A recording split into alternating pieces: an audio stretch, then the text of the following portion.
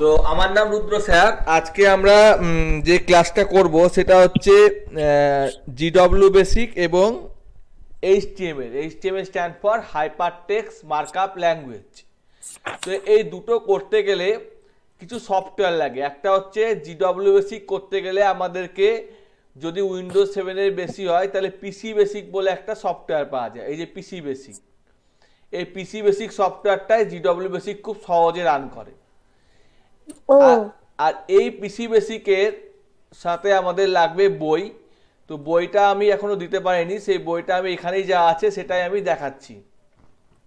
আচ্ছা sir, GW basic DOS বক্সে করলে হয় না? ডস বক্সে করলে হয়, মাঝে মাঝে কানেকশন চলে যায়, ঝামেলা হয়। ঠিক আছে। ও আচ্ছা। তো এখানে প্রথম কমান্ড হচ্ছে সিএলএস। সিএলএস মানে হচ্ছে ক্লিয়ার দ্য স্ক্রিন। অর্থাৎ হ্যাঁ। আমি এইখানে যদি সিএলএস লিখি তাহলে আমার স্ক্রিনটা ক্লিয়ার হয়ে যাবে, পরিষ্কার হয়ে যাবে। তারপরে কমান্ড হচ্ছে অটো। অটো মানে কি, আমি এখানে নিউ ফাইল লিখলাম, তারপরে অটো লিখে দিলাম, তাহলে অটোমেটিক্যালি লাইন নাম্বার পড়তে থাকবে। আমি যাই লিখি লাইন নাম্বারটা অটোমেটিক্যালি পড়তে থাকবে। ও আচ্ছা আচ্ছা, এবার বুঝলাম। তারপরে হচ্ছে লিস্ট। আমি যে লিস্ট। প্রোগ্রামটা লিখেছি সেটা যদি ক্লিয়ার করে দিই, তারপরে আবার দেখতে ইচ্ছে হয়, তাহলে লিস্ট কমান্ড বা F1 মারলে সেই প্রোগ্রামটা আবার দেখাবে। হ্যাঁ, এটা আশিস স্যার করে করে আমাদের দেখাতো হ্যাঁ। কি করে করা যায়। তারপরে হচ্ছে রান। অর্থাৎ আমি এখানে নিউ লিখলাম, নিউ লিখার পর সিএলএস করলাম, তারপরে করলাম অটো। ট্যাব মারলেও কমপ্লিট হয়ে যায় মাঝে মধ্যে। হ্যাঁ, তো এখানে কমপ্লিট হলো না, অটো লিখলাম। এখানে আমি লিখলাম CLS clear the screen. REM মানে রিমেম্বার বা রিমার্ক। রিমার্ক হচ্ছে যে sum of two number, sum of two number. দুটো নাম্বারের যোগফল। ঠিক আছে। এবার আমি এখানে ধরে নিলাম let A is equal to 10, let B is equal to 15। কিন্তু স্যার আমরা ওই রেমে মানে 20 নাম্বার লাইন হ্যাঁ, ওখানে 20 ওখানে ওখানে কিছু লিখে না, কিন্তু ওটা রিমার্ক, নিয়ম। মানে আমি কোন প্রোগ্রামটা লিখছি সেটাই যদি আমি ভুলে যাই তাহলে তো বোঝা মুশকিল। সেই জন্য ওই প্রোগ্রামটার শর্ট ডেসক্রিপশনটা ওখানে লেখার হচ্ছে নিয়ম। ঠিক আচ্ছা। আছে। এবার আমি লিখলাম যে এস ইজিক্যাল টু এ প্লাস বি, তারপরে লিখলাম প্রিন্ট। এই যে এখানে ট্যাব মারলে প্রিন্টটা চলে আসে, এখানে কোনো কোনো কারণে আসছে না, PRINT, প্রিন্ট এস মানে এসটা প্রিন্ট হলো। তারপরে এন্ড মানে লাইনটা শেষ হলো। তারপরে কন্ট্রোল সি মারলে প্রোগ্রামটা থেমে গেল। এবার আমি এখানে F2 প্রেস করলে রান চলে আসবে। 25। স্যার আপনি প্রোগ্রামে তো একটা ভুল করেছিলেন। কি ভুল করেছিলাম? ওই যে 50 নাম্বার লাইনে আপনি লেটটা লেখেননি। লেট না লিখলেও হয়, বাই ডিফল্ট ভেরিয়েবল ধরে নেয়। ঠিক আছে। তো এখানে দেখো 25 অ্যান্সার দিয়ে দিয়েছে। এবার এই প্রোগ্রামটাকে যদি আমি সেভ করতে চাই, সেই ক্ষেত্রে আমি প্রোগ্রামটাকে সেভ মানে পরবর্তীকালে ইউজের জন্য সেভ, আমি লিখলাম সাম, দিয়ে আমি এটাকে বাইনারি ফরম্যাটে সেভ করে দিলাম। ঠিক আছে। দিয়ে এখানে আমি জানি যে, হ্যাঁ কোথায় গিয়ে সেভ হলো? বলছি সব, সিস্টেম লিখলে বেরিয়ে যায়, বেরিয়ে গেল। এবার আমি আবার পুনরায় একদম বেসিক থেকে ক্লিয়ার করো, তাহলে তোমার অসুবিধা থাকবে না। ঠিক আছে। হ্যাঁ স্যার। তারপরে আমি আবার বেসিকটায় ঢুকলাম। এটা যেখানে বেসিকটা আছে সেখানে সেভ হয়েছে, আমাকে বলতে হবে লোড। তাহলে F3-তে লোড, লোডে লিখলাম সাম, তাহলে আবার লোড হয়ে গেল। আমি আবার লিস্ট মারলাম, তখন দেখো ওই প্রোগ্রামটাই দেখাচ্ছে এবং রান করলে 25 দেখাচ্ছে। হলো। তাহলে এইখানে এই হলো রানের কমান্ড। তারপর হচ্ছে ডিলিট, বলছি ইরেজ দ্য ফুল প্রোগ্রাম, পুরো প্রোগ্রামটা মুছে দেওয়ার জন্য, ডিলিট করার জন্য। তাহলে আমি পুরো প্রোগ্রামটা লিখেছি, সেখানে আমি ডিলিট লিখে দিলাম। তাহলে আমি F1 মারছি, আমার কোনো প্রোগ্রাম দেখাচ্ছে না, ওটা মুছে গেছে। ওটা কি হয়েছে? মুছে গেছে। এডিট বলছে স্পেসিফাই লাইন বা লাইন নম্বর এডিট করার জন্য এই কমান্ডটা। তো আমার তো মুছে গেছে, তা আমি তো সেভ করে রেখেছি, সেই জন্য আমি পেয়ে যাবো। যেহেতু F3 লিখে আমি আবার সাম লিখলাম, তাহলে আবার প্রোগ্রামটা চলে এলো। দিয়ে আমি লিখলাম এডিট, এডিট কত নম্বর লাইন এডিট করব? 60 নম্বর লাইন। তাহলে 60 নম্বর লাইনটা পার্টিকুলারলি এডিটের জন্য এলো। এখানে আমি লিখে দিলাম সাম, পরের লাইনে চলে গেছি, সরি। আচ্ছা, একটা কন্ট্রোল সি মেরে দিচ্ছি, পরে আবার আরেকবার করে দিচ্ছি। হ্যাঁ, কিছুই নাই, আমি আবার এডিট করে নিই। এডিট 60 নম্বর লাইনে আমি লিখছি শেষে গিয়ে সাম অফ নাম্বারস, নাম্বারসের সাম এস। এবার আমি যখন রান করব তখন দেখো ওই কথাটা চলে এসছে যে sum of number is equal to S, অর্থাৎ লাইনটা আমার এডিট হয়ে গেছে। ওকে, রিনাম, দেখা গেল যে এখানে কোনো একটা স্পেসিফিক লাইন নম্বরকে আমি নাম বদলাতে চাইছি, সে জায়গায় আমি করতে পারি রিনাম। 60 নম্বরকে রিনাম করতে চাইছি, তো 60 নম্বর থেকে রিনাম হবে। যদি এখানে 65 নম্বর, এই যে 60 নম্বর হয়ে গেল সিএলএস, তারপর থেকে আস্তে আস্তে আস্তে আস্তে চলতে শুরু করলো। অর্থাৎ মধ্যে যদি কোনো লাইন ভরতে হয়, এটা তো আমার জিডব্লিউ বেসিক, এটা তো আমার কিউ বেসিক না বা নোটপ্যাড না, তো সেই ক্ষেত্রে আমার মধ্যে লাইন ভরতে গেলে এই কমান্ডটা কাজে লাগে। রিনাম কমান্ডের পর হচ্ছে নিউ, নিউ বলেছি, প্রিন্ট বলেছি, সিস্টেম বলেছি, এন্ড বলেছি। এবার এখানে এগুলো বলেছে যে অটো, হটকি, এগুলো সাহায্যে, অর্থাৎ এইগুলো সাহায্যে আমার হবে। আমি যদি এখানে সিএলএস লিখে দিই তাহলে লাইনটা ক্লিয়ার হয়ে যাবে। আমি যদি জিজ্ঞাসা চিহ্ন দিয়ে লিখি যে ইন্ডিয়া, এর মানেটা হচ্ছে প্রিন্ট ইন্ডিয়া, ছোট হাতের লিখলাম যদিও ঠিক না, তো এই মানেটা হচ্ছে প্রিন্ট ইন্ডিয়া। কি ইন্ডিয়া? Print India. ইন্ডিয়া। জিজ্ঞাসা চিহ্ন মানেও প্রিন্ট। কি করে আমি প্রমাণ করতে পারি? আমি এইখানে এডিট করে দিলাম, কত নম্বর লাইন? 110, দিয়ে আমি এখানে এই প্রিন্ট স্টেটমেন্টটাকে মুছে দিলাম, দিয়ে জিজ্ঞাসা চিহ্ন দিয়ে দিলাম, দিয়ে এন্টার মেরে দিলাম, F1 মারলাম, এটা দেখো প্রিন্টই হয়ে গেছে। বোঝা গেছে? হ্যাঁ। এটা হওয়ার পর আমাদের নেক্সট পেজ, এখানে প্রিন্ট ইন্ডিয়া, প্রিন্ট, এই সমস্ত ব্যাপারগুলো তোমার কাছে আশা করি কোনো অসুবিধা সৃষ্টি করবে না। ঠিক আছে? না। কতগুলো ভেরিয়েবল রয়েছে, মিনিমাকুলেট, এইখানে মনে রাখতে হবে কোর্স, এই সিঙ্গেল সেমিকোলন মানে হচ্ছে অল্প গ্যাপ, আর মাল্টি সেমিকোলন আর কমা মানে হচ্ছে বেশি গ্যাপ। কি বললাম? কমা মানে হচ্ছে বেশি গ্যাপ। আমি এখানে একটা নতুন প্রোগ্রাম নিলাম, লিখলাম 10 নম্বরে সিএলএস ক্লিয়ার দ্য স্ক্রিন। কেন 10-এর পর 20টা এলো না? যেহেতু আমি অটো করিনি, তাহলে আমাকে আবার করতে হবে।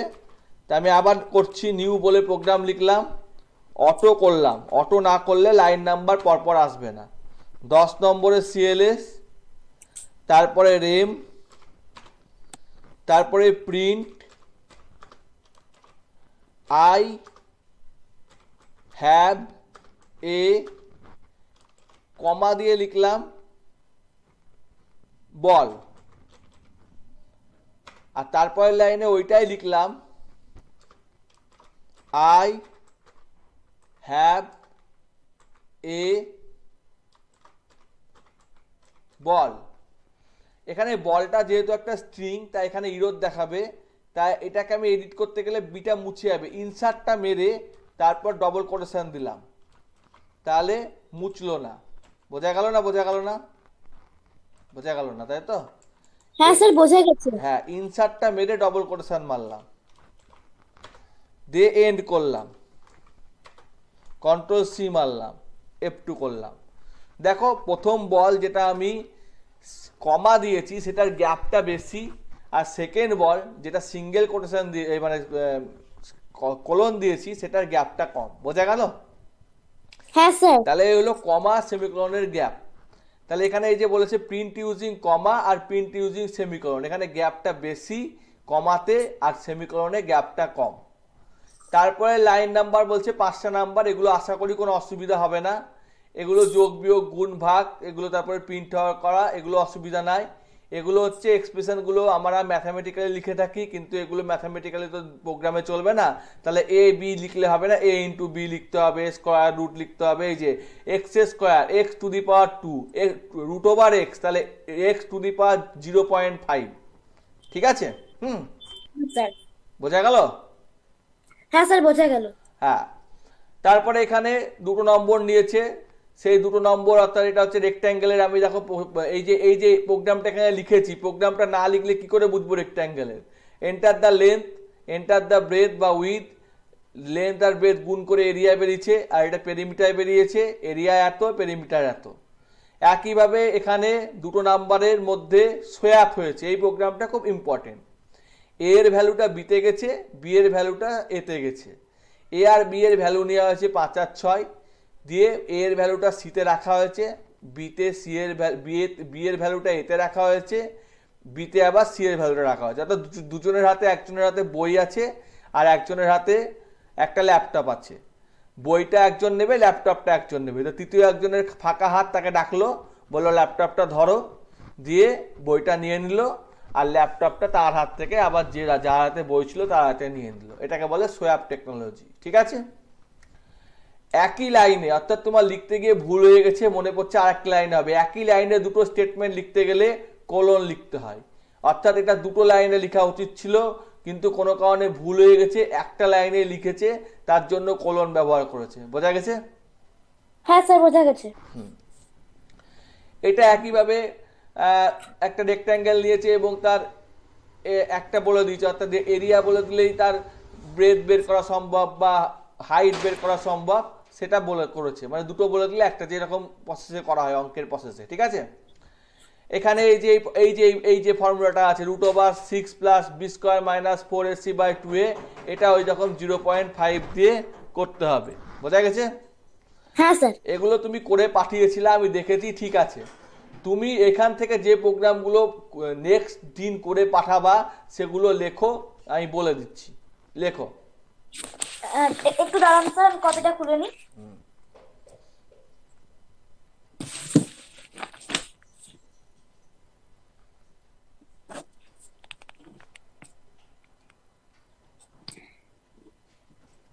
হ্যাঁ স্যার বলুন। 14 নম্বর কোশ্চেন, 7 নম্বর কোশ্চেন, 14 নম্বর কোশ্চেন, আচ্ছা। 16 নম্বর কোশ্চেন, 17 নম্বর কোশ্চেন।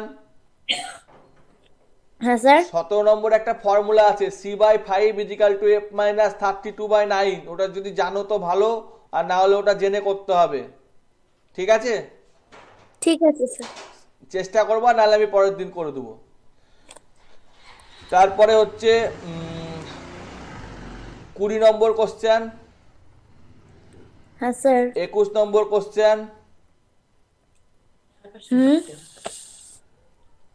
তারপরে তো এটা ঠিক করে নিচ্ছ, ট্রায়াঙ্গেলের জায়গায় পলিগন হবে, ঠিকই আছে। 24 নম্বর কোশ্চেন, 24। 24। হ্যাঁ এই কটা তুমি করে রাখবা বাড়িতে, ওকে? ঠিক আছে স্যার। এবার হচ্ছে রিস্টেটমেন্ট। এখানে আমরা এতক্ষণ কি করছিলাম, ইনপুট দিচ্ছিলাম, দিয়ে স্টেটমেন্ট কাজ করছিলাম। এবার ইনপুটটা দেব পরে, কাজটা আগে করে নেব। আমরা জানি ডলার দিয়ে কোনো কিছু লিখলে সেটা স্ট্রিং বোঝায়। স্ট্রিং মানে হচ্ছে ওয়ার্ড, সেন্টেন্স, ক্যারেক্টার। মানে অনেকগুলো ক্যারেক্টার নিয়ে স্ট্রিং হয়। আর ডলার দিয়ে না লিখলে নম্বর বোঝায়। তা নেমটা ডলার দিয়ে লিখেছে, তাই এখানে রাম দেখিয়েছে আর 30 দেখিয়েছে, তাহলে name is Ram, age is 30। এই যে ডেটা বলে রামটা লিখেছে, এটা কোটেশনের মধ্যে দিলেও হবে, কোটেশনের বাইরে দিলেও হবে। বোঝা গেল না? বোঝা গেল না? হ্যাঁ স্যার বোঝা গেল। এইখানটায় কোটেশনের মধ্যে দিলেও হবে, কোটেশনের বাইরে দিলেও হবে। বোঝা গেছে? হ্যাঁ স্যার। এটা রিড করছে, মানে এটা আগে দিচ্ছে, পরে এখান থেকে নিচ্ছে। বোঝা গেছে? হ্যাঁ স্যার এবার বোঝা গেছে। এখানেও সেরকম ভাবে এখানে জিনিসপত্রগুলো দেওয়া আছে। আগে এবি নিয়ে নিয়েছে, যোগ করে দিয়েছে, পরে যোগ করেছে, 5 আর 6 গুণ করেছে একইভাবে। এখানে দেখো দুটো নাম্বার নিয়েছে, একটা নম্বর, দুটো নম্বর, আর 3 নম্বরটা দেখো একই ভেরিয়েবল। বোঝা গেছে? একটাই ভেরিয়েবলে নম্বর নিয়েছে, একটা ভেরিয়েবলে স্ট্রিং নিয়েছে। একটাতে নিয়েছে রামকুমার মণ্ডল, বহরমপুর 13। তা লেস স্টেটমেন্টের মধ্যে এখানে কি বলছে, এই যে এখানে বলে দিয়েছে, দেখো যে ডবল কোটেশন ছাড়া আমরা লিখতে পারি, ঠিক আছে? Give the string data without quotation mark, ঠিক আছে? তাহলে এর উত্তরটা কি দেখাবে? রামকুমার মণ্ডল, বহরমপুর 13। এইটা একটু প্রবলেম হতে পারে, কিন্তু সাধারণত প্রবলেম করে না। তুমি এই পিসি বেসিকে করে দেখবা। তাহলে কোশ্চেন নাম্বার 3 পেজ নাম্বার 21। ঠিক আছে স্যার, আমি তারপরে কোশ্চেন নাম্বার 4 হলো। হ্যাঁ স্যার। আচ্ছা, এরপর হচ্ছে কোশ্চেন নাম্বার 2 4।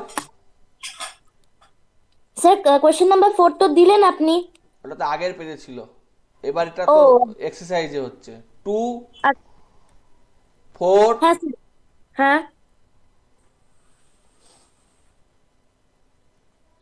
এই যে এখানে সেন্টিগ্রেড টু ফারেনহাইটের কনভার্সনের ফর্মুলাটা দেওয়া আছে 8 9।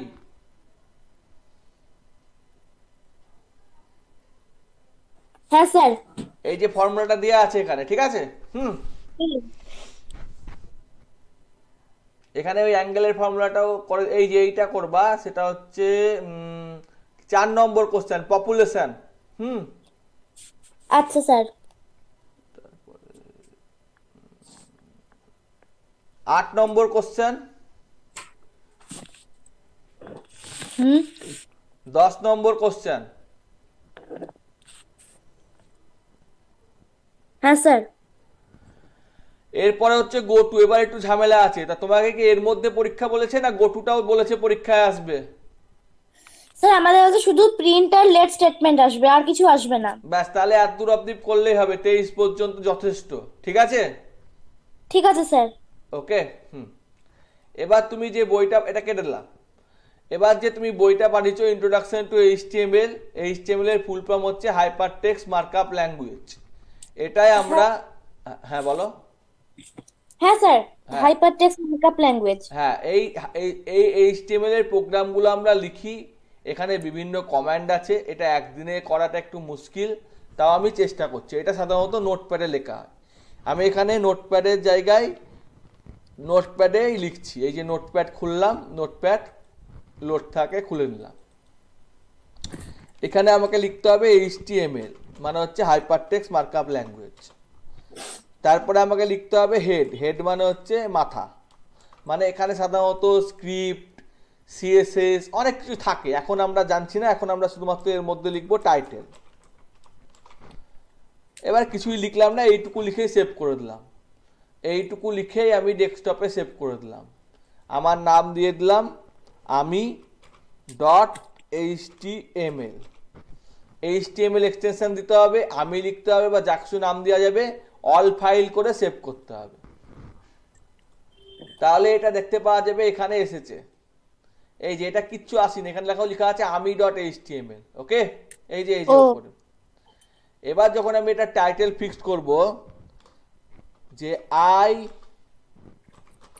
রিড ইন ক্লাস 6 দিয়ে টাইটেল। দু ধরনের ব্র্যাকেট হয়, একটা হচ্ছে এমটি ট্যাগ আর একটা হচ্ছে কন্টেনার ট্যাগ। যেগুলো শুরু হয়ে শেষ হয় তাদের বলে কন্টেনার ট্যাগ, যেমন টাইটেল শুরু হয়েছে, টাইটেল শেষ হয়েছে, হেড শুরু হয়েছে, হেড শেষ হয়েছে। ছোট হাত বড় হাতের কোনো ব্যাপার নাই, এরকম করে লিখলেও এখানে আসবে। এবার দেখো এখানে টাইটেলটা এসছে আই রিড ইন ক্লাস 6, এই যে এসছে। হ্যাঁ স্যার। এবার এখানে তারপর হচ্ছে বডি, এটাও কন্টেনার ট্যাগ। বিজি কালার, এগুলো হচ্ছে অ্যাট্রিবিউট। বিজি কালার মানে ব্যাকগ্রাউন্ড কালার, এটা আমি হয়তো পিঙ্ক দিয়ে দিলাম।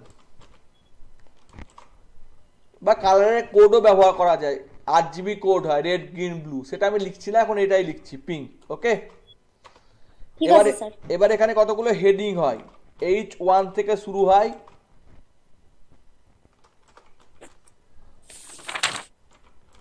H6 গিয়ে শেষ হয়। তাই আমি প্রথমে বড়টা নিলাম, ছোটটা নিলাম, লাস্টেরটা নিলাম। H1 মানে হেডিং 1, H2 মানে হেডিং 2, H6 মানে হেডিং 6, 6 2। হ্যাঁ স্যার, কিন্তু আমি এই হেডিং গুলো নিলাম কেন? হ্যাঁ দেখাচ্ছি, সব দেখাবো। সেভ করে দিলাম।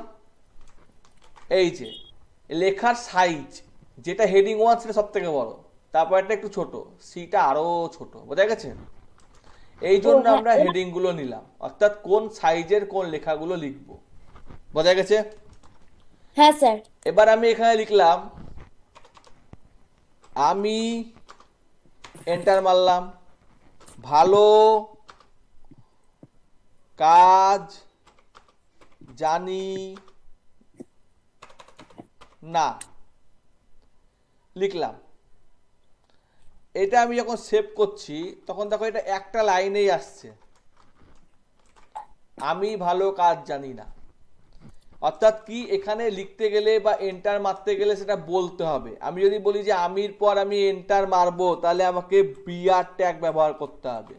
বিআর মানে হচ্ছে ব্রেক লাইন। ওকে, এটা দেখো শুরু হয়ে শেষ হয়ে গেছে, তাই এটাকে বলছে এমটি ট্যাগ। কি বলে? Empty empty tag. ভালোর পরে দুটো পেজ দিতে হবে, তাহলে লিখতে হবে and n b s p semicolon. এটার মানে হচ্ছে পেজ। তাহলে এটা পেজ দেওয়ার কাজে লাগে।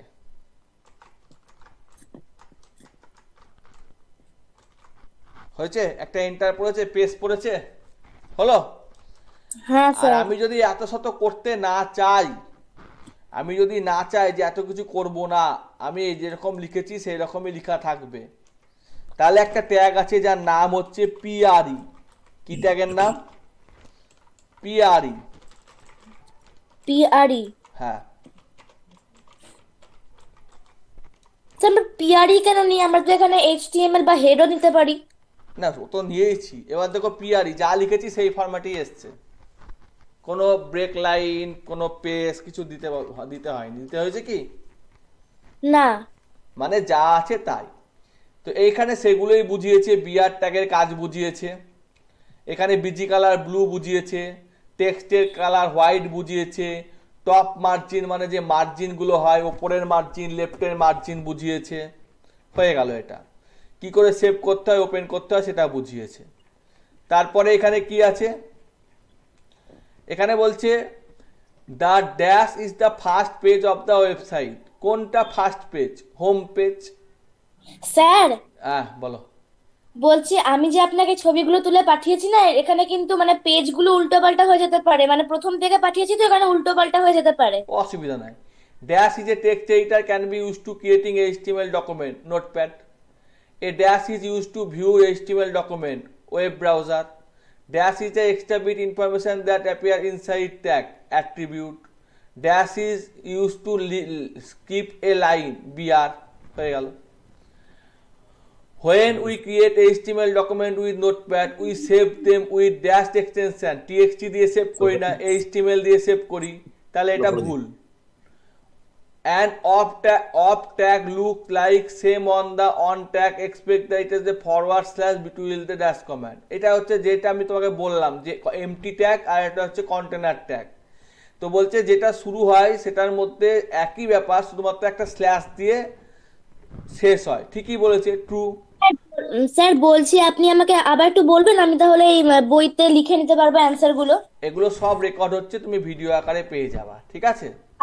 আচ্ছা ঠিক আছে। হ্যাঁ, ওই আমি চ্যানেলটার লিংক দিয়ে দেবো। পেজ আর paragraph between opening and closing tag do not effect what the browser display. Page যদি দিই তাহলে কি কোনো পার্থক্য হবে ট্যাগের মধ্যে? না, কোনো পার্থক্য হবে না। তুমি এখানে পেজ দাও, এই যে টাইটেলের পর পেজ দাও, এতগুলো পেজ দিলা, দিয়ে এবার কন্ট্রোল আর রিলোড, দেখো কোনো পার্থক্য হয়নি। পেজ দাও বা কেস সেন্সিটিভ করো, কোনো পার্থক্য হয়নি। এখানে আর একটা ট্যাগ হয়, সব তোমাদের নাই, আমি তাও একটু দেখিয়ে দিচ্ছি। ফন্ট একটু দেখিয়ে দিচ্ছি ভালো লাগার জন্য। কালার হচ্ছে রেড, সাইজ হচ্ছে ফেস বলে আর একটা অ্যাট্রিবিউট হয়, ফেস ও সাইজ হচ্ছে 7, দিয়ে আমি লিখলাম ওকে। আমি পুরোটা এখানে লিখেছি, অতএব আমার এখানে এইটা আমাকে শেষ করতে হবে। যেমন আমি পিআরই দিয়ে শেষ করেছি, এখানে আমাকে বডি লিখতে হবে, বডি তাহলে শেষ হলো। তারপরে এইচটিএমএল লিখতে হবে, তাহলে আমার পুরো ডকুমেন্টটা শেষ হলো। তাহলে এখানে এইটা ওকে কালারটা লাল কালারের এলো, বোঝা গেছে? হ্যাঁ স্যার। তারপরে বলছে HTML element that do not require an off tag is called container element. ভুল বলেছে, অফ ট্যাগ যেগুলো থাকে না সেগুলো তো এমটি এলিমেন্ট বলে, কন্টেনার তো বলে না, তাই না? হ্যাঁ sir. The title element of web page is include in body element. Title কি বডি লাগে টাইটেলে? কি বললেন টাইটেলে বডি লাগছে টাইটেলে? স্যার? বলছি আমি না, মানে আপনি যেটা পড়াচ্ছেন আমি অত দূর যাইনি এখনো, মানে আচ্ছা আমি পড়িনি জানি, আমি আরেকবার পড়াবো, অসুবিধা নাই, আমি জাস্ট এখন একটা রিভাইজ দিচ্ছি। এই যে টাইটেলটা আছে এটাতে কি বডিটা লাগছে? না স্যার, লাগছে না তো এখানে। তাহলে এটা নো হবে, বোঝা গেছে? হুম। তো হ্যাঁ স্যার। এইটুকুই পড়ালাম, তুমি বাকিটুকু বাড়িতে পড়ো, আরো অনেক অপশন আছে, ঠিক আছে, জানো, ঠিক আছে। হুম। এই করে আচ্ছা স্যার। তোমাকে করতে হবে। আর এখানে আমি দেখিয়ে দিলাম উদাহরণটাকে বড় করেও দেখতে পারো, এটাকে রাইট ক্লিক করে ভিউ পেজ সোর্স করেও দেখতে পারো যে কি তুমি লিখেছো অ্যাকচুয়ালি, ঠিক আছে। যে কোনো ডকুমেন্টে এরকম পেজ সোর্স করে লেখা থাকে। তো এইচটিএমএলটা খুব গুরুত্বপূর্ণ, অনেক জায়গায় আসে এইচটিএমএল না জানলে অসুবিধা, আবার জিডব্লিউ বেসিকটাও গুরুত্বপূর্ণ, স্ক্র্যাচটাও গুরুত্বপূর্ণ। তো এবার তোমার কোনো প্রশ্ন থাকলে বলো।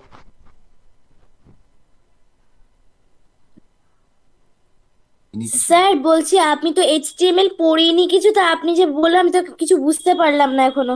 আচ্ছা, এইচটিএমএল ডকুমেন্টের প্রথম শুরু হয় এইচটিএমএল দিয়ে, হাইপারটেক্সট মার্কআপ ল্যাঙ্গুয়েজ। হেড লিখতে হয়, টাইটেল দিতে হয়, হেড ক্লোজ করতে হয়, যেগুলোই শুরু হয় সেগুলোই শেষ হয়, এদের বলা হয় কন্টেনার ট্যাগ। আর যেগুলো শুরু হয়ে শেষ হয় না, যেমন এখানে বিআর বলে একটা লিখেছিলাম আমি, ঠিক আছে, তাদের বলা হয় এমটি ট্যাগ, মানে শুরু হয়ে শেষ হয়নি। আচ্ছা স্যার, ওই যে এইচটিএমএল এর নিচে যে হেড লিখেছি আমরা, ওটা হেড না নিয়ে আমরা তো বডিও বা টাইটেলও নিতে পারি, না, ওখানে হেড লিখেছি হেড আমরা। লিখেছি কারণ এইখানে তুমি এই যে কোনো ওয়েব পেজ ধরো তুমি খুললা, তো এগুলো তোমাকে শিখতে হবে। তুমি যদি ভাবো যে একটু বেশি শিখবো, তাহলে তোমাকে গুগলে গেলা, ধরো তুমি এমআইএস লিখলা, এমআইএস বহরমপুর,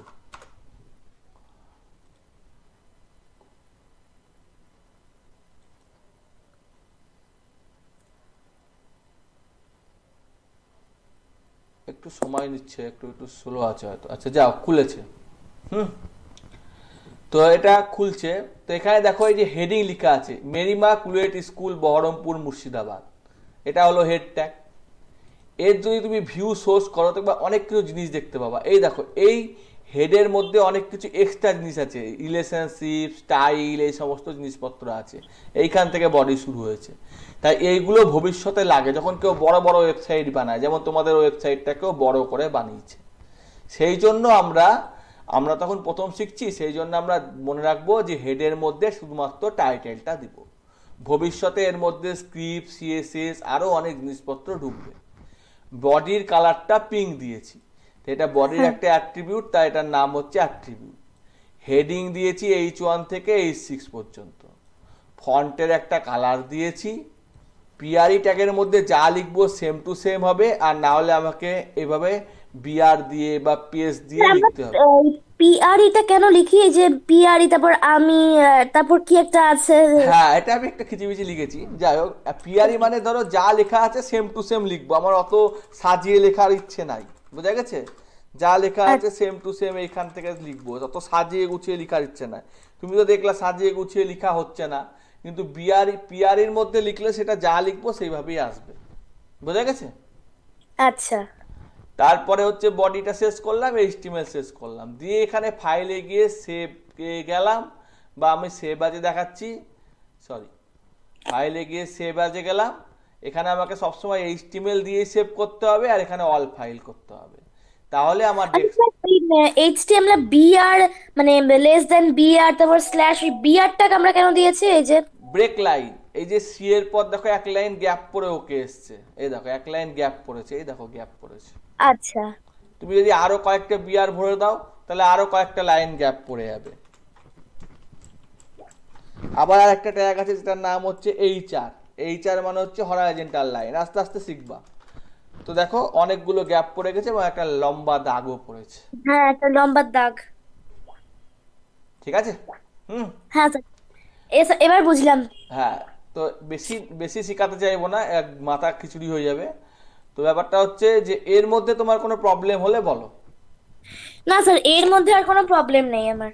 তাহলে তুমি জিডব্লিউ বেসিক যেটুকু দেখালাম ওইটুকু আগে ক্লিয়ার করো, প্রশ্নগুলো রেডি করে আমাকে হোয়াটসঅ্যাপে পাঠিয়ে দেবা, আমি চেক করে দেবো। আর এইচটিএমএলটা তুমি পড়ে রাখো, নেক্সট দিন যদি আমি যাই বা কোনো সেটা আমি দিন গিয়ে আমি এইচটিএমএলটা তোমার সামনে বসে ধরে নেবো, কারণ ওটা নতুন জিনিস, একটু সময় লাগবে। ঠিক আছে, তাহলেই হয়ে আচ্ছা, যাবে। ঠিক আছে স্যার। ঠিক আছে, আমি তাহলে রাখছি। ওকে।